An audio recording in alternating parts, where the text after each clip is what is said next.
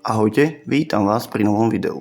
Nachádzame sa opäť v Maďarsku v jednom opustenom kúpeľnom hoteli. Už na prvý pohľad vidno, že má toto miesto niečo za sebou. Vysoké oblúkové okná, ktoré kedysi určite vpúšťali dovnútra svetlo a život, dnes len osvetľujú prach a bordel. Sklá na dverách sú porozbíjané a väčšina stien na dolnom poschodí aj posprejované. Vyzerá to, ako keby sa tu čas zastavil na dobro.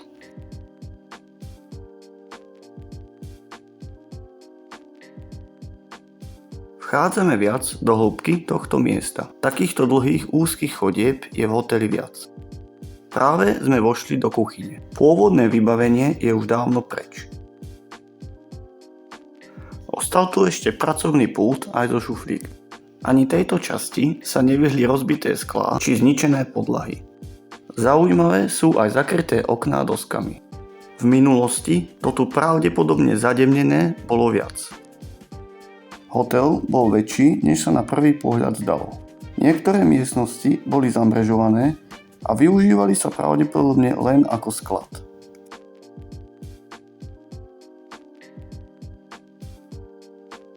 V tejto miestnosti ostali aj staré televízory, monitory a mnoho ďalších už nikdy nikým nevyužitých vecí. Muselo sa jednať o starý hotel, lebo takéto televízory už neuvidíš. Všetky steny sa už postupne lúpu. Na recepcii už kľúče od izieb neostali. Teraz sa presúvame na vyššie poschodie. Bohužiaľ sa mi nepodarilo zistiť, prečo hotel náhle skončil. No takýchto kúpeľných hotelov sa tu nachádzalo viac. Všetci hostia využívali jeden spoločný balkón. V niektorých izbách ostali ešte madrace a není vylúčené, že sú stále využívané bezdomovcami.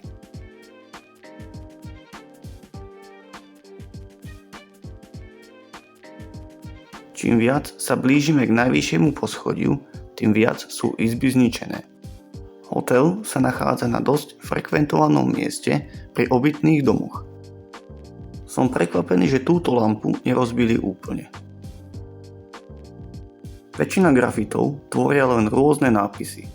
Pri málo ktorých sme našli konkrétny obraz. Pri prechádzke chodbami som celý čas čakal, či na mňa niekto z vedľajšej izby nevyskočí. Všetky dvere v izbách sú pootvárané do Korán alebo chýbajú úplne. Izby sa postupne menia na ruiny a zlodeji tu už prakticky nič cenné nájsť nemôžu.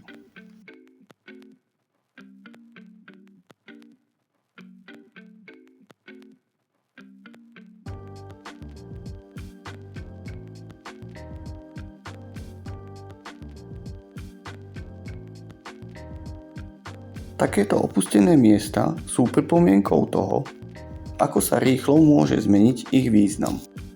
Aj keď je tento hotel už zničený úplne, jeho príbeh tu ostáva aj naďalej. Udržiavať takýto veľký objekt je finančne dosť náročné a ak sa nenájde investor alebo využitie, čaká mnoho budov takýto katastrofický scénár, ako môžete vidieť tu.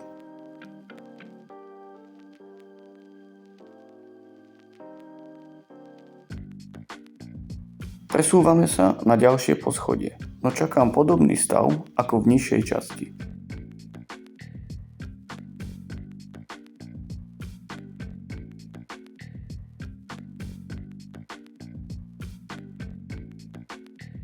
Skutočne boli izby takmer všetky rovnaké. Do poriadku to tu už nikto nedá. Zaujímavé je, že záchod ostal ešte celý.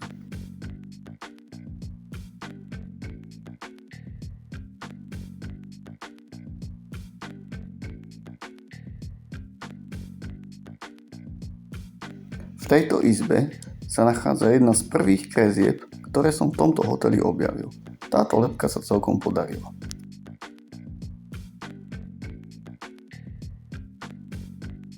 Pri pohľade na dvere krásne vidno, ako ich niekto násilím vykopol. Tohto Pokémona si pamätám ešte z detstva.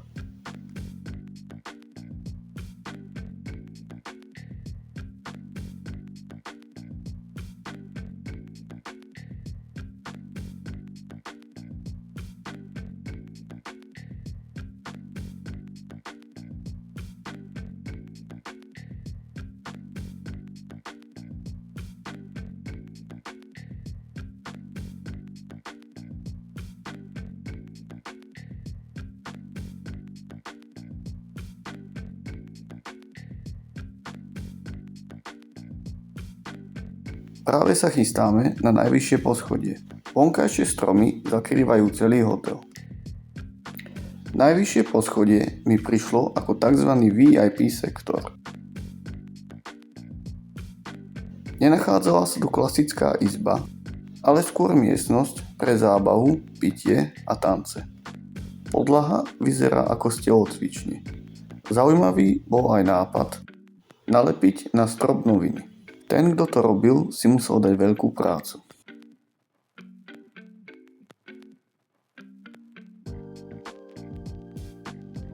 Dívame sa na barový pult. Fľaše a poháre na drinky sú už dávno preč. Okná neostali v celosti ani na najvyššom poschodí.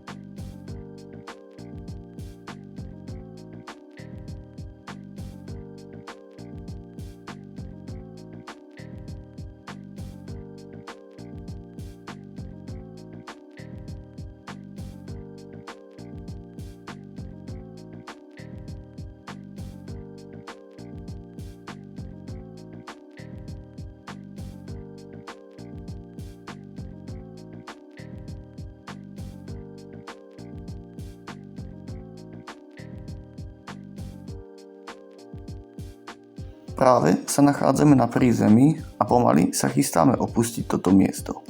Bolo by zaujímavé vyspovedať bývalých zamestnancov, ktorí tu kedysi pracovali, ako to tu presne fungovalo a čo presne stojí za jeho zánikom.